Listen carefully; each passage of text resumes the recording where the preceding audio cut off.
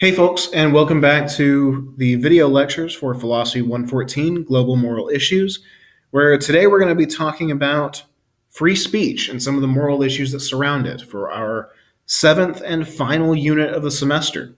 This will be a relatively light unit since I know that it is final season and we have our own final exam as part of this unit.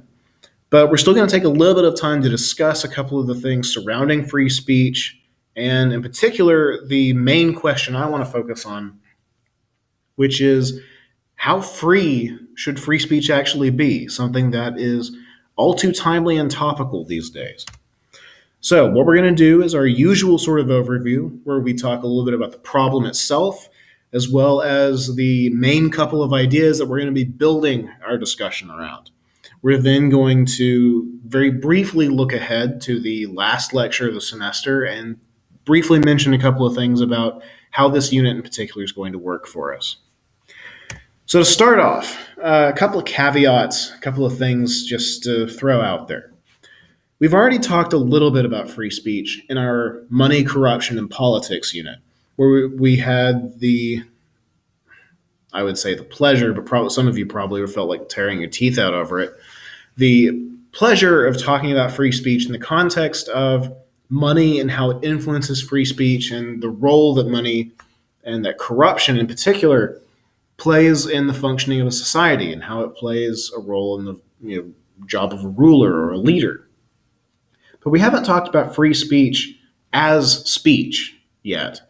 And there are some very, in particular, moral questions surrounding it. And I know a few of you are probably thinking, how in the world is this an ethical topic? How is this a moral topic? This is politics. This is the kind of thing that should show up in a political science class, not my global moral issues class or my philosophy class at all. It seems like an odd topic, a few of you might be thinking. But that's not really the case. When we talk about free speech, just like we talk about with anything that looks political, we still are talking about the subject in terms of norms. That is, we're talking about it in terms of standards and values and what we should do in different situations, or what ought we to do? What's the right thing to do in all of these cases? So for one, so long as we're dealing with discussions of norms, so long as we're dealing with discussions of what we ought to do, of what the right thing to do is, we're still doing ethics, no matter how political the topic might look. We can't really escape morality just by slipping into another subject area. Morality gets everywhere. That's one of the main features of it. And two, it's worth pointing out that a lot of philosophers have actually said that politics is nothing more than ethics on a large scale. Aristotle is the most famous and probably the first of the philosophers to argue this sort of thing. He considered politics to be the end goal of moral philosophy, to get so good at ethics and living well that we could then live well together, that we could not only have flourishing individuals but a flourishing society. And this sort of idea has not gone away, and it doesn't seem to be entirely off the mark. Politics is not some special arena that gets to ignore moral questions, and it's not some area that moral philosophers have to stay out of. So while explicit political opinions and that sort of thing are not going to show up in any of this, if I'm doing my job right, you have no idea what my actual political opinions on a given subject are. I'm probably not doing that perfectly, but that's the goal. And officially, I have no opinions. Officially, I'm neutral on every subject.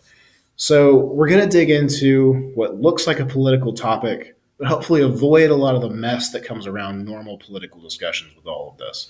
So we're not going to get into politicians, and we're not going to get into the particulars of this party or that party, of this ideology or this ideology.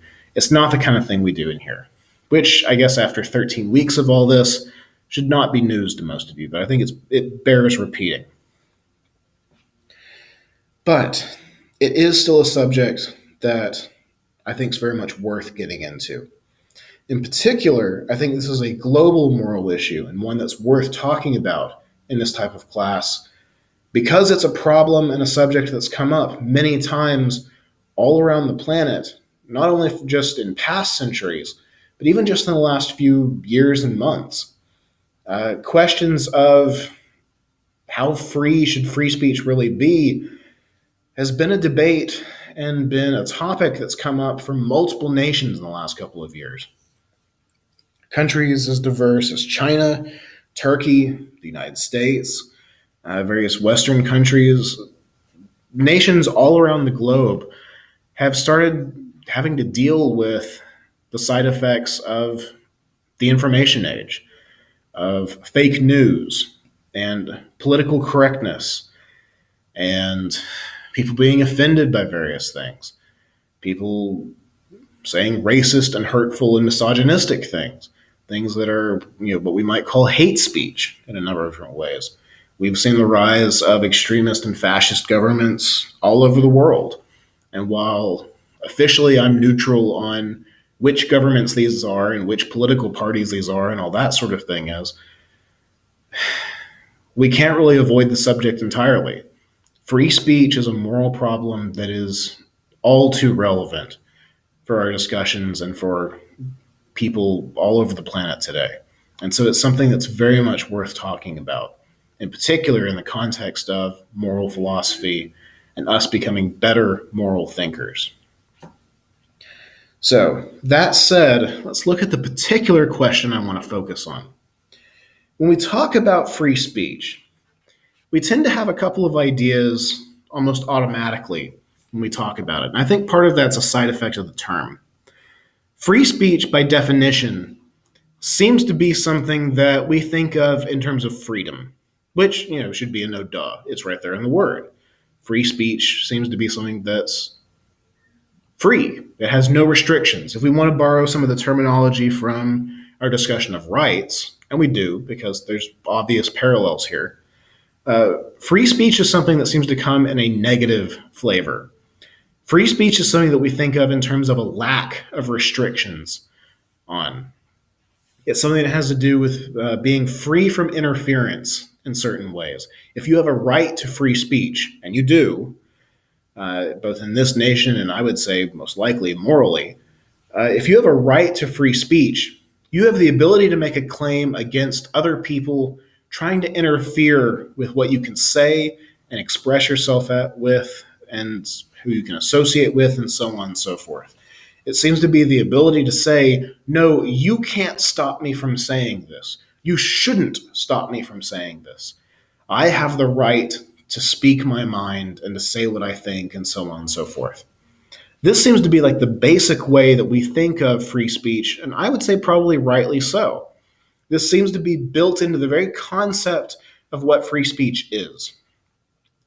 On the other hand, though, when we start talking about speech and what I should and shouldn't be allowed to say, and what I have a right to say, what I can claim, against other people's actions and choices and so on, and say, no, you can't stop me from saying this, we, at the same time that we want to say that it should be without restriction, without limit, there are certain things that I really can't say without both causing harm to others and having very bad things happen to me. For example, there are a few words in English, in particular racial slurs, that no matter what context I bring them up in, if I were to say them right here on camera, I would probably lose my job, and I would probably become at least a local media sensation, if not a statewide media sensation. It would cause mass condemnation of the things that I've done or what I had said, and not without good reason, at least a little bit. So there are some things that we very widely seem to agree I shouldn't say, even if we want to ignore things that might get a little bit politically charged. We can probably agree, even besides the fact that I shouldn't shout the N word in front of all of you here on YouTube or Blackboard or whatever program you end up watching this through. We might also agree that I probably shouldn't use these videos as my own personal soapbox to try and convince you to believe what I believe on religion or politics or whatever else. Probably think that that would be wrong of me to do, that it would be a misuse of my position in the context It would be something that I really shouldn't say. I shouldn't try and convince you of certain things and grade you based on it. So, at the same time that we tend to think that speech should be without limits entirely, we also tend to think that there are certain things that you really shouldn't say.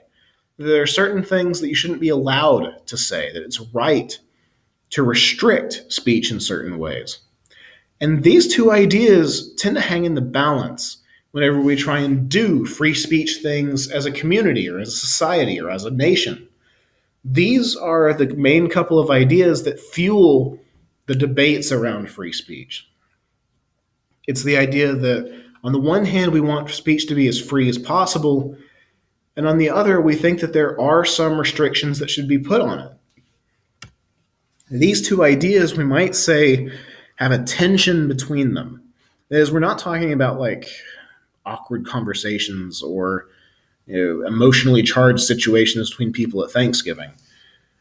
But instead, when we talk about a tension between these ideas, we mean that we have strong intuitive reasons for endorsing both of them. That is, they both seem, intuitively speaking, to be true and correct, and we seem to have good reason to endorse both of them.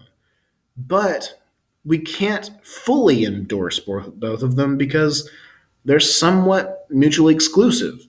That is, the more we agree with one, the less we agree with the other, or less that we have to, if we're going to be rational and consistent. And we generally try and strive to be that way, at least in philosophy. Now, depending on how we phrase each of those intuitions, and depending on the content of those intuitions, there may not be an actual explicit contradiction between the two.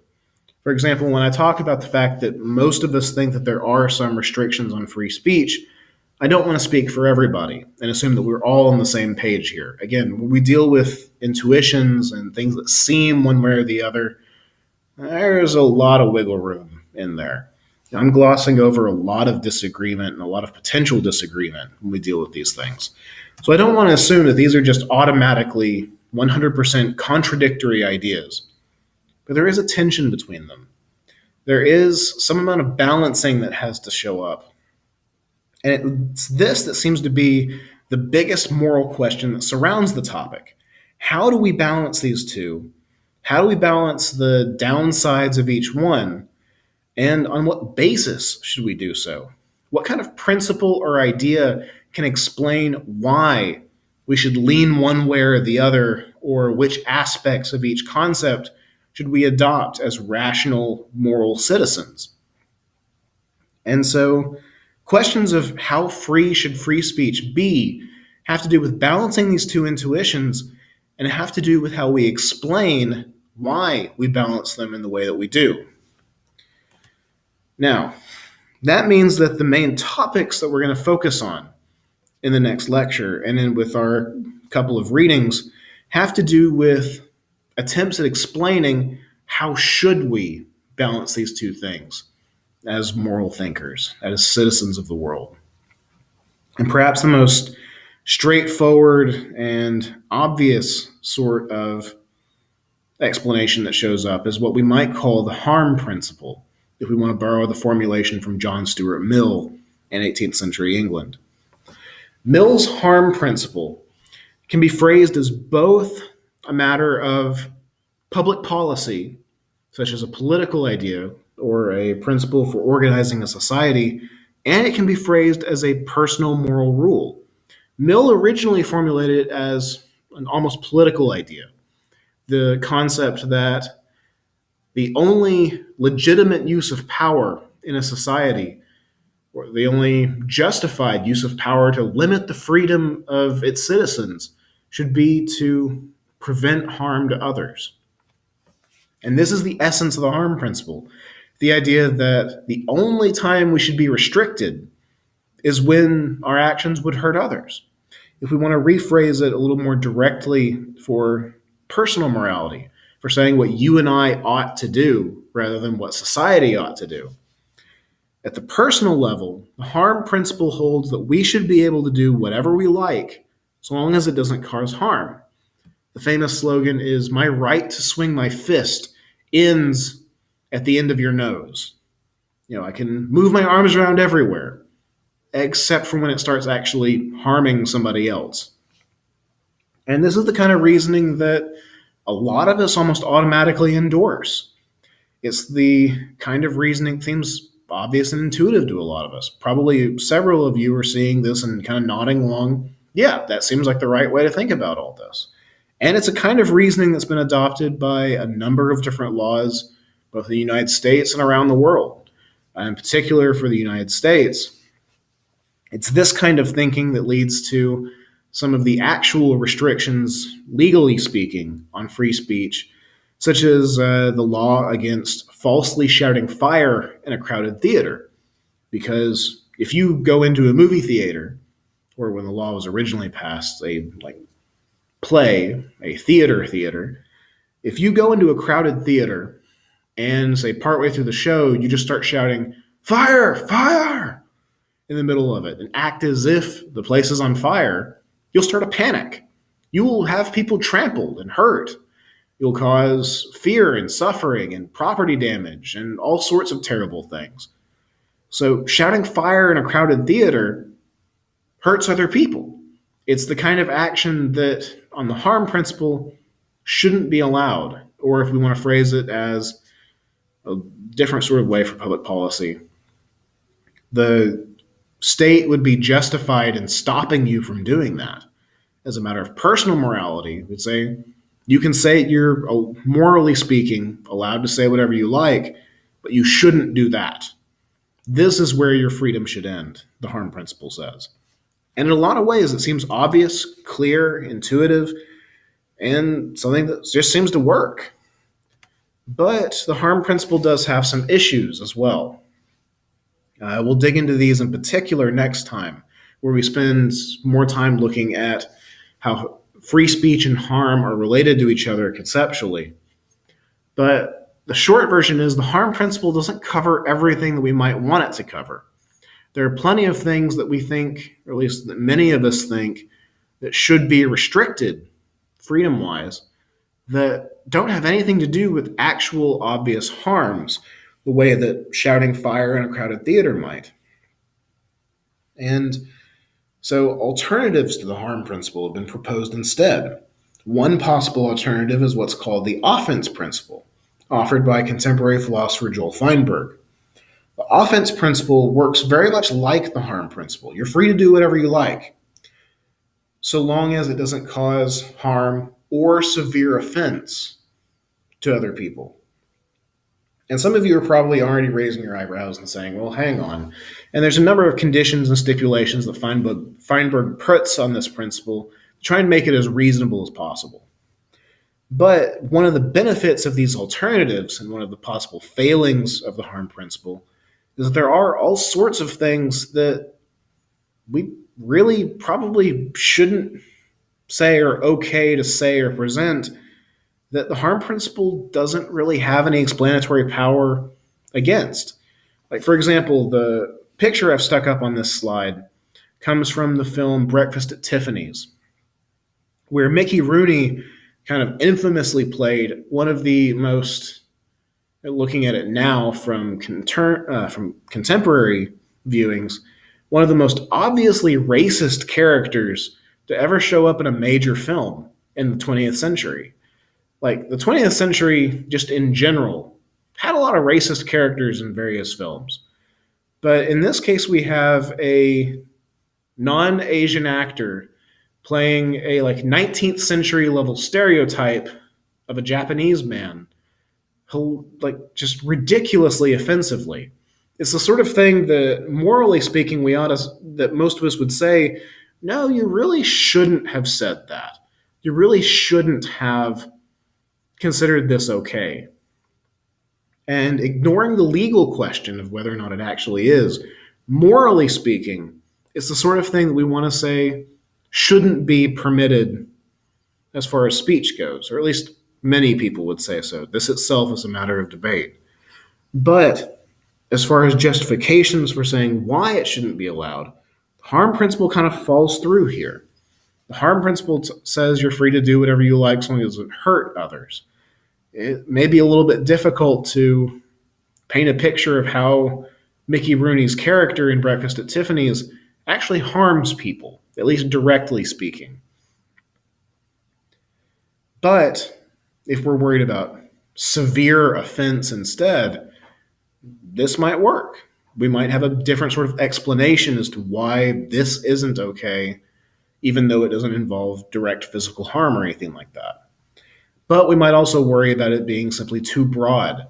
That the concept of offense is simply too nebulous and too vague to really be useful as far as moral explanations and theories go. We might also wonder about how we should respond to these various kinds of speech. Is allowing or encouraging harm just as bad as actually causing it? If we see hate speech or offensive speech or whatever else happening, is it okay for us to just sit by and do nothing? Or do we have to react to it in some way?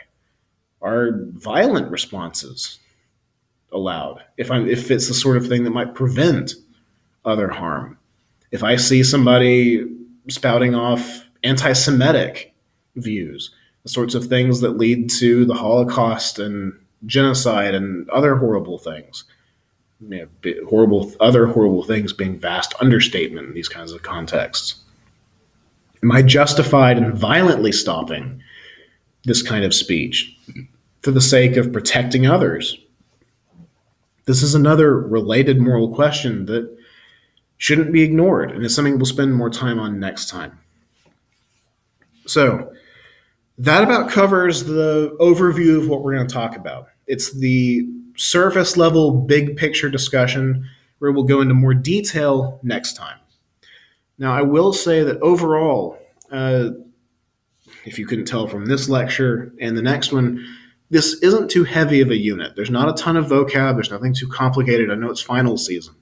So we have our last bit of content to talk about, our last week's worth of content, and it's good discussions and things that we should go over, but it's not so much you need to cram another 6 hours worth of studying stuff in order to be able to pass the final and survive the semester. It's not intended to be that. So for one, the next lecture is not going to be super heavy on vocab. You've gotten the only terms you need. And they're honestly pretty straightforward terms as well, even for this class. And as well, there is a journal for the unit, but there is no actual quiz over the unit. There is a review quiz built into the unit folder, but it looks at vocabulary from the whole semester to help you get ready for the final. It's more of a review thing than it is actual new material or new test. There is at least one topical journal, though, so there is still a little bit of reading and a little bit of thinking you need to do specifically on this topic. So I would recommend you get on those soon before you start looking at final reviews for this class. The other journal for the unit, I want to go ahead and say, is meant to help you study. It's a forced attempt to have you come up with questions, things that you want to study or look into or ask me to help you prepare for your final exam. And as part of this unit, there's also the final review, just like there was for the midterm, in which there is a link on Blackboard to what will be a live streamed review at a to be announced time. Check Blackboard for that. And if you miss the live review, you can always watch the video of it after the fact. And you can always email me any questions you have or set up a time to meet in office hours. We'll gladly do whatever we can to clear up confusions, go over things, help you prepare. Whatever will help you learn, I guess, is the most direct way to put it. And that about does it for us. We're talking about free speech. We're looking at things in greater detail in the next lecture. Some of the stuff for this unit is intentionally meant to be final review. I know things are crazy for you, so good luck with getting all your studying lined out and with all of your exams. And until next time, happy thinking, guys.